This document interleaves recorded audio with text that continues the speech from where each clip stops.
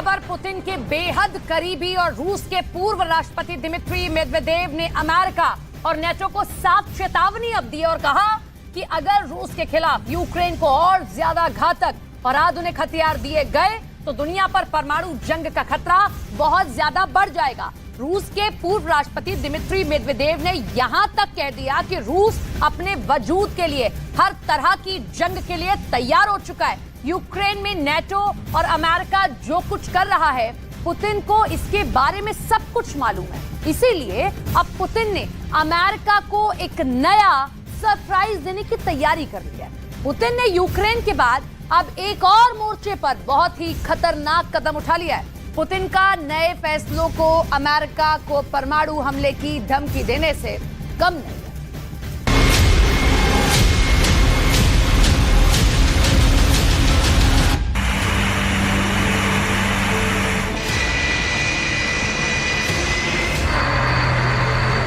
पूर्वी रूस का एक सीक्रेट एयरबेस, यहां पर व्लादिमीर पुतिन का एक ऑर्डर आया और पूरा एयरबेस एक्टिव हो गया।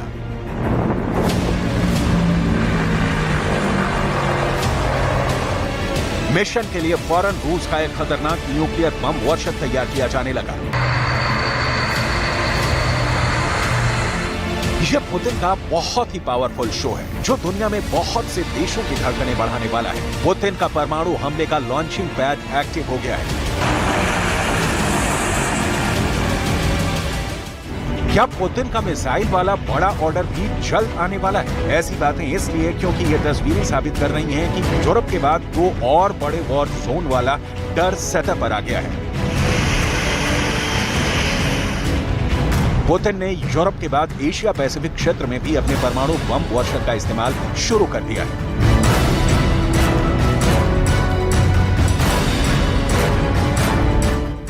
यह है रूस का Tu-95 न्यूक्लियर बॉम्बर। रूस ने अपने इस दशकों पुराने बॉम्बर को अब एक नए और बहुत ही खतरनाक मिशन पर तैनात कर दिया है। इस जहाज में लगे प्रोपेलर की आवाज गजब की है। ये जितना जमीन पर डराती है, उतना ही खौफ इसकी उड़ान के बाद दिखता है।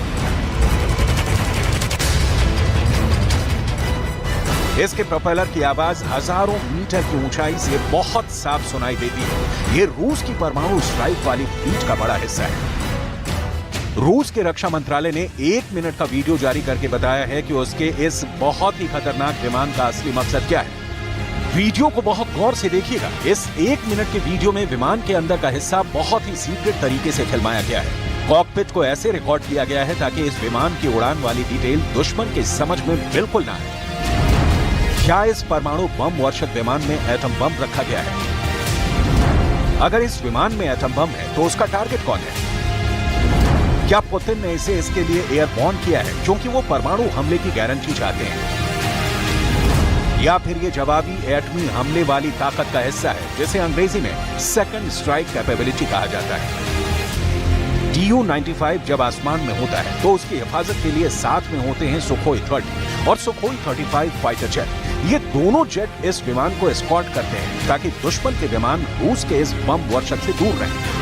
आप इसे पुतिन के आसमानी बॉडीगार्ड भी कह सकते हैं जो किसी भी हालात के लिए हमेशा तैयार रहते हैं। इनकी एयर टू एयर मिसाइल देखी जा सकती है, यानी ये दुश्मन के विमान को मार गिराने के लिए पूरी तरह तैयार है। पूर्वी रूस के सीक्रेट एयरबेस से शुरू हुई इस खतरनाक उड़ान का अंजाम क्या होगा कोई नहीं जानता, लेकिन ये जहाज जहां से गुजरेगा उसकी कुछ जानकारी मिल रही है। ये जहाज 13 घंटे के एक मिशन पर है और ये बेरिंग सागर से होकर गुजर रहा है, यानी अमेरिका के अलास्का को छूते हुए ये विमान प्रशांत महासागर की तरफ बढ़ रहा है। ये सीधा सीधा अमेरिका और जापान को चैलेंज है और पुतिन ने ये मिशन बहुत सोच समझ कर तैयार किया है। 13 घंटे की उड़ान पर अमेरिका और जापान की नजर बनी रही, वो भी इस विमान को लगातार ट्रैक करते रहे। आप इसे पुतिन का न्यूक्लियर चैलेंज कह सकते हैं, जिससे पूर्वी बॉर्डर पर अमेरिका और जापान के लिए रोंगटे खड़े होना लाजमी है। इसके बाद आती है बारी रिफ्यूलिंग की, क्योंकि टेक ऑफ के बाद लंबी दूरी के मिशन के लिए विमान को और ज्यादा ईंधन की जरूरत होती है, इसलिए टंकी को टॉप अप करने के लिए आगे पहुंच जाता है। रूस का टैंक विमान IL-78 और फिर उसमें से निकला पाइप Tu-95 के रिफ्यूलिंग पॉड से जुड़ जाता है और शुरू हो जाती है आसमान में ही रिफ्यूलिंग। ये दोनों विमानों के लिए बहुत ही खतरनाक पल होते हैं। कॉकपिट का वीडियो पूरी तरह ब्लर कर दिया गया है ताकि इसके फ्लाइट पाथ यानी हवाई रूट के अलावा इस विमान टारगेट के बारे में दुश्मन को कोई जानकारी न मिले। रूस के पास ऐसे 50 से भी ज्यादा बॉम्बर हैं, यानी पुतिन की न्यूक्लियर फोर्स बहुत ताकतवर है। ये बात अमेरिका भी बहुत अच्छी तरह से जानता है। रूस अब तक यूक्रेन में बिजी था, लेकिन अब उसने अपने पर फैलाने शुरू कर दिए हैं। लेकिन उसका ताजा चैलेंज यहाँ भी अमेरिका को ही है। रूस ये दिखाना चाहता है कि जिनपिंग अकेले नहीं है, और अगर इंडो पैसिफिक इलाके में अमेरिका ने चीन को परेशान किया तो रूस भी कुछ न कुछ जरूर करेगा। Tu-95 की यह खतरनाक उड़ान इस बात का भरोसा दिलाने की बहुत बड़ी कोशिश कही जाएगी। ये 650 किलोमीटर प्रति घंटे की रफ्तार से उड़ता है और रिफ्यूलिंग के बाद ये 8,500 किलोमीटर के दायरे में ऑपरेशन कर सकता है। ये 15,000 किलो के बम और मिसाइल लेकर उड़ सकता है। इसमें ऐसी मिसाइलें लगाई जा सकती हैं जिनकी रेंज 3,000 किलोमीटर तक है। ऐसे 50 बॉम्बर्स में से कई जहाज अब पुतिन ने जिनपिंग की रिक्वेस्ट पर अमेरिका, जापान और दक्षिण कोरिया के आसपास पेट्रोलिंग के लिए तैनात कर दिए हैं। इससे पहले भी रूस और चीन के परमाणु बम वर्षक विमान इस इलाके में साथ में ऑपरेट करते रहे हैं। रूस के Tu-95 और चीन के H-6 के बॉम्बर अब पूर्वी चीन सागर और जापान के ऊपर मिलकर नजर रखते हैं। ये दोनों विमान कई मिशन साथ में अंजाम देते हैं और यही अमेरिका के लिए खतरे की घंटी है। दो देशों के न्यूक्लियर बॉम्बर का इस तरह साथ छोड़ना हवाई गश्त से ज्यादा धमकी मानी जाएगी, क्योंकि ये दोनों परमाणु हमले के लिए इस्तेमाल किए जा सकते हैं। इस बार Tu-95 बॉम्बर ने जब 13 घंटे तक लगातार उड़ान भरी तो इसका सबसे बड़ा मकसद ये था कि टोक्यो से लेकर वॉशिंगटन डीसी तक ये बात समझ में आ जाए कि रूस किसी भी मोर्चे पर पीछे हटने के लिए तैयार नहीं है। इससे पहले जून में जब रूस और चीन के विमानों ने ज्वाइंट पेट्रोलिंग की थी, तब उनको एस्कॉर्ट कर रहे सुखोई विमानों का सामना जापान के फाइटर जेट